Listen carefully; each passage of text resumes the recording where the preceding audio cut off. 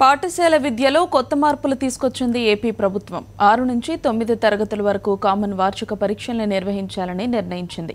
Common పరీక్షలపై నియమించిన committee సిఫార్సుల మేరకు కొత్త విధానాలను విడుదల చేసింది పాఠశాల విద్యాశాఖ. ఈ కొత్త తరహా విధానానికి తగ్గట్లుగా అన్ని స్కూళ్లలోనూ ఒకే సిలబస్ను ఫాలో కావాల్సి ఉంటుంది.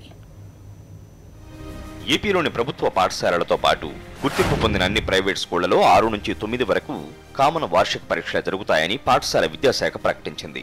దీనికి సంబంధించి జీవో నెంబర్ 20 విడుదల చేశారు. గత అక్టోబర్లో జీవో 82, ఫిబ్రవరిలో జీవో 12 ఉత్తర్వుల ద్వారా ఇచ్చిన మార్గదర్శకాలకు కొన్ని సవరణలు చేస్తూ తాజా జీవో ఇచ్చారు.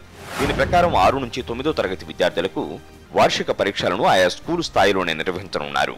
వచ్చే విద్యా సంవత్సరం నుంచి 3 సమ్మేటివ్ పరీక్షల్ని కామన్ విధానంలోనే నిర్వహించడంతో పాటు స్పాట్ వాల్యుయేషన్ కు జంబ్లింగ్ పద్ధతిని అనుసరించనున్నట్లు జీవోలో స్పష్టం చేశారు.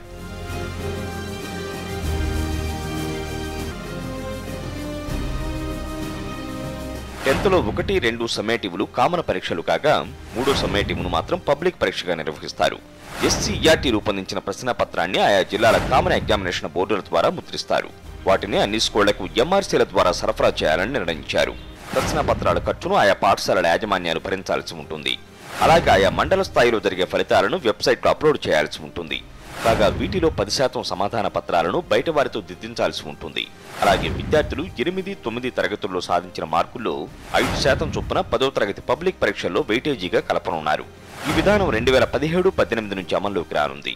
ఈ కామన్ పరీక్షల నిర్వహణకు సంబంధించి పాఠశాల విద్యాశాఖ కమిషనర్ రాష్ట్ర జిల్లా మండల స్థాయిలో కమిటీలు ఏర్పాటు చేస్తారు.